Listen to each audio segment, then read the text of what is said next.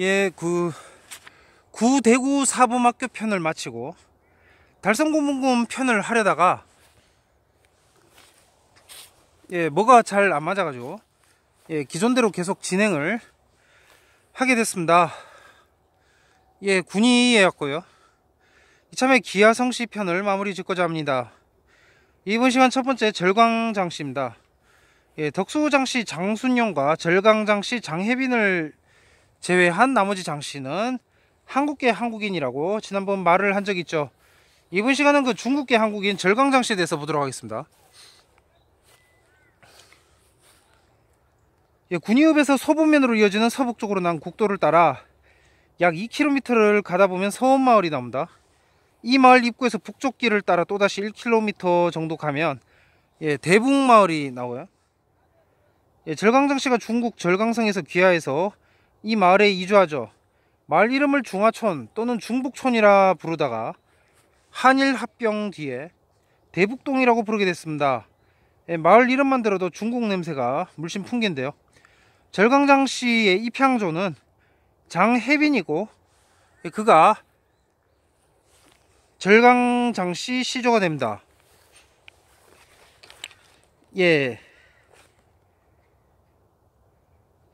장혜빈은 조선 중기 사람이에요.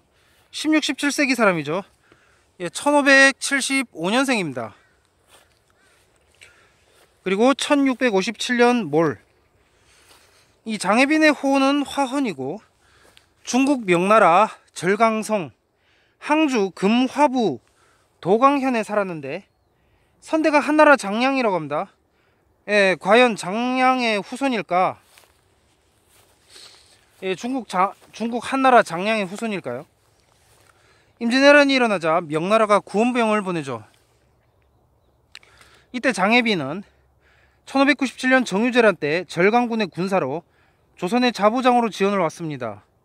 1597년 죽산전투에서 크게 승전해서 충주에 승전비가 세워져 있습니다. 울산에서도 외적과 싸워서 승진합니다. 전쟁이 끝나고 명나라 군사들이 본국으로 귀환할 때 부상이 완치되지 않았던 차에 한국을 좋아하여 돌아가지 않고 남아서 군위, 북산, 군위읍, 대북리에 살게 되었습니다. 이곳은 경상북도 군위군 군위읍 대북리 357번지 절광장씨 시조 장혜빈의 묘가 있는 곳입니다. 절광장씨 시조 장혜빈은 중국 절강성 항주의 속현인 오광현 사람으로 한나라 승상 유후 장량의 후손이라고 하는데요. 장량의 후손인지는 모르겠지만 귀화인인 것만은 분명합니다. 그래서 이렇게 실게 되었고요. 사실 절광장씨 외에 절광시씨나 대구 대명동에 자리 잡은 두사충도 있지만 이름이 확 튀니까 성씨가 한국 기준에서 튀기 때문에 다루지 않고요. 김이박, 최정, 강조윤 등 익숙한 성씨 중에 귀화 성씨를 따로 다루고 있습니다. 대구 사람들의 익숙한 귀에 익은 대명동은 사실 명나라를 기리는 마음을 표현한 거죠. 이곳에는 중화촌이라 지어서 중국과 연관을 짓습니다. 단순한 모아 사상이 아니라 실제로 중국에서 건너온 사람들이라 하겠는데요. 아니 그렇게 따지면 한국 사람들 전체가 다 중국 거기를 거쳐서 한반도 돌아왔으니까 다 중국 사람 아니냐 뭐 이러실 분 있을 것 같아가지고 선을 긋겠습니다. 기원 후 AD에 국한해서 특히 그 한국의 기하성씨는 5, 6세기 이후 기준에서 선별한 것임을 알리고요. 한국으로 치면 장혜빈은 선주 7년인 1575년에 태이감 장응화의 아들로 명나라 항주도 금화부 오광현에서 태어났습니다. 선주 30년인 1597년 나이 23세 때 정유재란 유격대장 오유충과 함께 좌익장으로 조선 지용군에 참전합니다. 충주와 죽산에서 싸울 때 선두에 서서 많은 적을 베고 승리하니 전승비가 세워졌으나 안타깝게도 적탄에 맞아 부상을 당하죠. 하지만 공은 아픈 몸을 돌보기는커녕 계속 출전해서 울산 중성 싸움에서도 이 많은 적을 토벌하였으나 다시 부상을 입습니다. 전쟁이 종료되고 같이 왔던 오유격장 등이 귀국할 때 공은 전쟁에 다친 상처가 아물지 않아 몸이 아프고 조국 명이 망할 것 같은 데 비해서 조선의 미풍양석이 마음에 들어 이곳 군위군 북산리 외진 곳에 새 터전을 마련하고 한 그루 나무를 심었으니 그 나무가 현재 북산서원 내에 있는 회화나무입니다. 군위읍 대북리, 그러니까 대북 1, 2 북산서원 안에 있는 화헌장선생 신도비명에는 원래 그 밖에 있었던 것 같은데 안으로 옮겼나? 예, 잘 모르겠습니다. 예, 좌우지간 현재는 여기 있어요. 그러니까 북산서원 안에 있어요. 장혜빈이 자손들에게 내가 죽거든 이곳에 묻어라 라고 말하고 돌아가기 7일 전에 소를 잡고 술을 갖추어 가족과 주민들에게 먹이며 말하기를 나는 또한 죽을 것이니 서로 더불어 연결하노라 하였습니다. 예, 그날 그 돌아가는 날이 되자 목욕을 하고 옷을 갈아입고 서쪽의 명황제와 북쪽의 조선왕을 향하여 각각 내배하고 자리에 바르게 누워서 돌아가셨으니 이날이 1657년 11월 19일이며 북산의 남쪽 을자를 짊어진 자리에 모셨다. 예, 이런 구절이 있죠. 풍수지리에 능해서 이 묘자리를 미리 정했다는 것을 예, 기록으로 알 수 있습니다. 예, 북산서원은 그 장혜빈을 봉안한 곳이죠. 묘소는 이곳, 그러니까 마을 앞 도로변에 이 북산서원 입구라는 안내 표지판이 있는 동쪽 나지막한 산 아래, 예, 여기에 자리 잡고 있습니다.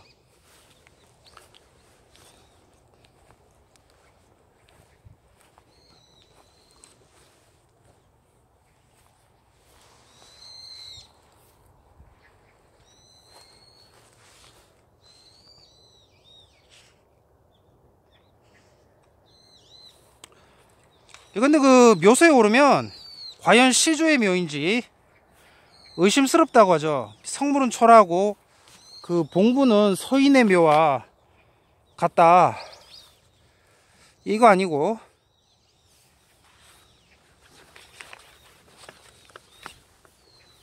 예, 맨 뒤에 있는 예, 부인이 의령남씨, 예,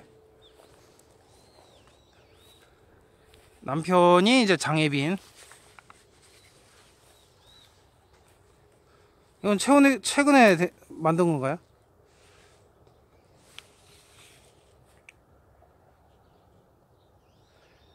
예, 신도비는 1926년에 건립된 거고요. 의문을 가질 수 있는데 그러나 이 의문은 당시 조선 정세에서 이해가 됩니다. 외란과 재란을 겪으며 귀화한 명나라 사람은 장혜빈 외에도 절강시씨, 시문용이나 두릉두시 시조, 두사총도 있습니다. 아, 그 서학도 있네요. 예, 당나라, 아무튼 그 당나라 파락사 동네설은 뻥이지만 조선 중기 때 귀화한 명나라 사람들은 맞는 거죠. 예, 팩트인 것입니다.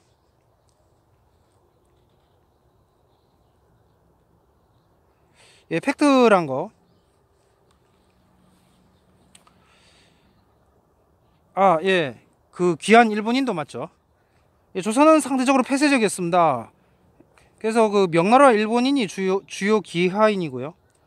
예, 일본인은 우룩김씨가 유명해서 다뤘었는데 예, 한박김씨도 다루도록 하겠습니다. 명나라 귀하인 편으로는 절강장씨와 절강서씨, 예, 그리고 아무튼 이들 명나라 귀하인들 공통점은 모두가 풍수지리, 의학, 상법에 능했고 정착한 동리 이름은 중국과 관련지어 대명동이나 중화촌이라 이름 지어서 명나라를 기리는 마음을 표현했어요. 마을 뒷산 정상에 그 대명단을 쌓아서 초하루와 보름날에는 북쪽을 향해 배례하면서 명나라 재건을 기원했다고 합니다. 또 이들이 정착한 마을은 밖에서는 보이지 않는 오지마을로 몸보신하는 땅이거나 정감록이 십성지같이 병화가 일어날 때의 피난지입니다. 이들은 명나라가 망하고 병자호란 이후에 청태종이 조선에 있는 명나라 유민을 모두 체포해서 청나라로 압송하라는 황명을 내리자 벼슬을 버리고 숨어 응거합니다. 이로 인해 후손들도 벼슬 하지 못하고 있다가 그 조선 영정조, 예, 조선 영정조 때에 이르러서야 완화돼서 비로소 벼슬 길에 나가게 된대요. 예, 이 같은 연유로 예, 이 같은 연유로 이들 묘와 성물은 초라할 수밖에 없습니다. 없었어요. 묘제는 망주석, 상석 조그마한 비석이 귀하한 그들의 아픈 사연을 잔잔하게 전하고 있습니다. 자, 예, 장혜빈도 마찬가지고요. 예, 장희빈이 아니에요. 장혜빈입니다. 이 장혜빈이 바라던 것은 그 보신, 예, 몸보신이지 현달이 아니었다. 예, 그것을 아니었다는 것을 이제 그가 쓴 묘자리만 봐도 알 수 있습니다. 절강장씨는 외란 때 귀화한 성씨 중에는 비교적 대성으로 발전한 편입니다. 예, 그래서 이름은 저도 이제 들어본 것이겠고요.